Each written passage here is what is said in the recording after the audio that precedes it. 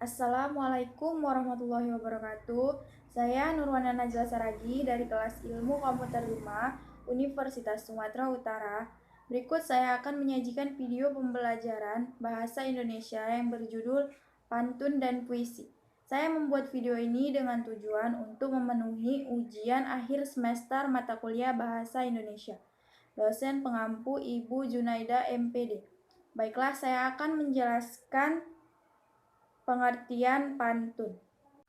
Pengertian pantun. Dalam pengertian umum, pantun merupakan salah satu bentuk sastra rakyat yang menyuarakan nilai-nilai dan kritik budaya masyarakat. Pantun merupakan salah satu jenis puisi lama yang sangat luas dikenal dalam bahasa-bahasa Nusantara. Pantun berasal dari kata patuntun dalam bahasa Minangkabau yang berarti petuntun.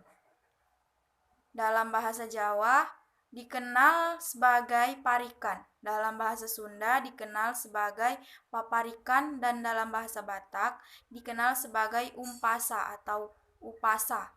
Lazimnya, pantun terdiri atas 4 lirik atau 4 baris bila dituliskan.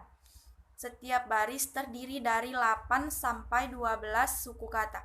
Bersaja akhir dengan pola ABAB dan AAAA, atau tidak boleh AABB atau ABBA. Pantun pada mulanya merupakan sastra lisan, namun sekarang dijumpai juga pantun yang tertulis. Ciri-ciri pantun. Pantun terdiri dari sejumlah baris yang selalu genap yang merupakan satu kesatuan yang disebut bait atau kuplet. Setiap baris terdiri dari 4 kata yang dibentuk dari 8 sampai 12 suku kata atau umumnya 10 kata. Separuh bait pertama merupakan sampiran atau persiapan memasuki si pantun. Kemudian separuh bait berikutnya merupakan isi atau pesan yang mau disampaikan. Setiap bait terdiri dari 4 baris. Bait pertama dan kedua adalah sampiran. Bait ketiga adalah isi, bersaja ABAB. Peran dan fungsi pantun. Sebagai alat pemeliharaan bahasa, pantun berperan sebagai penjaga fungsi kata, kemampuan menjaga alur berpikir.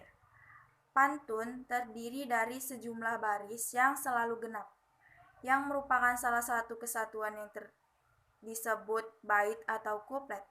Pantun turut berfungsi sebagai media untuk menyampaikan hasrat yang seni atau rahasia yang tersembunyi melalui penyampaian yang berkias. Orang Melayu menciptakan pantun untuk melahirkan perasaan mereka secara berkesan, tetapi ringkas, kemas, tepat, dan menggunakan bahasa yang indah-indah.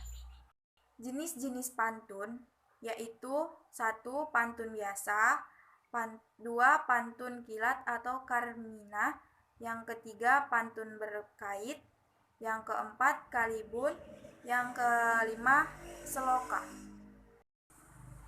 Ya, sekarang saya akan menjelaskan tentang pengertian puisi.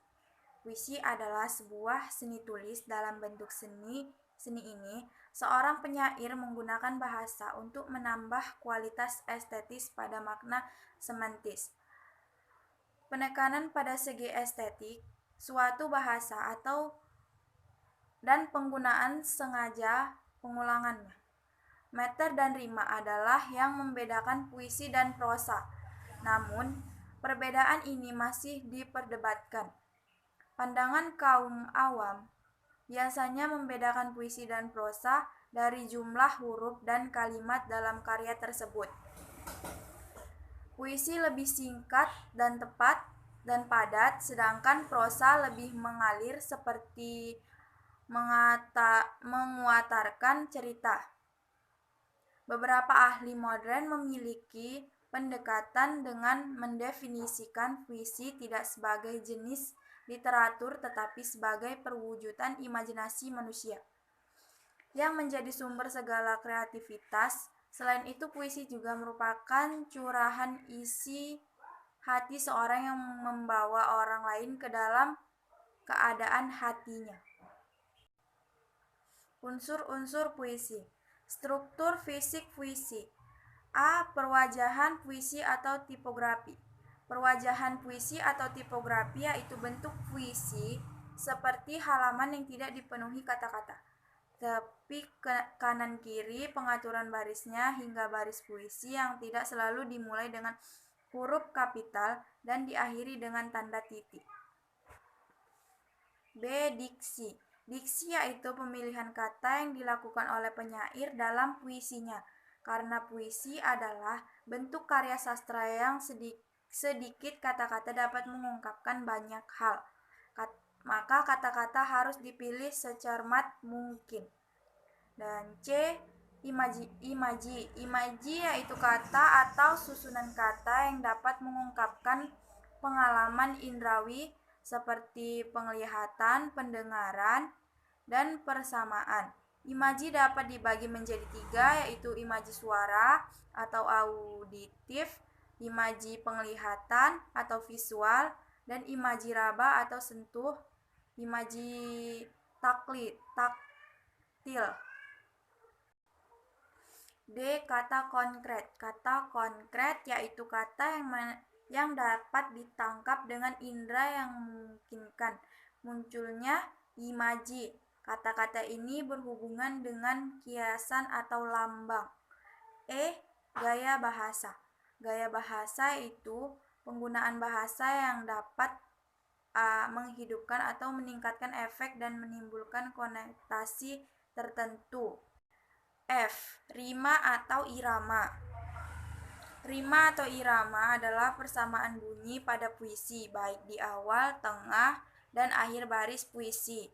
Rima mencakup satu onomatop atau tiruan terhadap bunyi, misalnya ang, yang memberikan efek magis pada puisi tersutazi. C.B. 2. Bentuk interen, pola bunyi atau aliterasi, asonansi, persamaan akhir, persamaan awal, sajak berselang, sajak berparuh, sajak penuh, repetisi bunyi atau kata, dan sebagainya. 3. Pengulangan kata atau ungkapan. Ritma merupakan tinggi, rendah, panjang, pendek, keras, lemahnya bunyi. Rima sangat menonjol dalam pembacaan puisi. 2. Struktur batin puisi. A. Tema atau makna atau sans. Tema atau makna atau sans media puisi adalah tataran bahasa. Tataran bahasa adalah hubungan tanda dengan makna. Makna puisi harus bermakna, baik makna tiap kata, baris, bait, maupun makna keseluruhan. B. Rasa atau feeling. Rasa atau feeling yaitu sikap penyair terhadap pokok permasalahan yang tepat dalam puisinya. C. Tone. Nada atau tone yaitu sikap penyair terhadap pembacanya. Nada juga berhubungan dengan tema dan rasa. D. Amanat atau tujuan maksud, intention. Amanat atau tujuan, maksud, intention yaitu pesan yang ingin disampaikan penyair pada pembaca. Jenis-jenis puisi menurut zaman. 1. Puisi lama. Puisi lama adalah puisi yang terikat oleh aturan-aturan. Aturan-aturan itu antara lain jumlah kata dalam satu baris, jumlah baris dalam satu bait, persajaan atau rima, banyak suku kata setiap baris, irama. A. Ciri-ciri puisi lama. Ciri-ciri puisi lama adalah sebagai berikut. Merupakan puisi rakyat yang tak dikenal nama pengarangnya. Disampaikan lewat mulut ke mulut, jadi merupakan sastra lisan. Sangat terikat oleh aturan-aturan seperti jumlah baris tiap bait, jumlah suku kata maupun rima. 2. Puisi baru. Puisi baru bentuknya lebih bebas daripada puisi lama, baik dalam segi jumlah baris, suku kata, maupun rima. Ciri-ciri puisi baru adalah sebagai berikut. Bentuknya rapi, sistematis, mempunyai persajakan akhir yang teratur, banyak mempergunakan pola sajak, pantun, dan syair meskipun ada pola yang lain. Sebagian besar puisi 4 seuntai.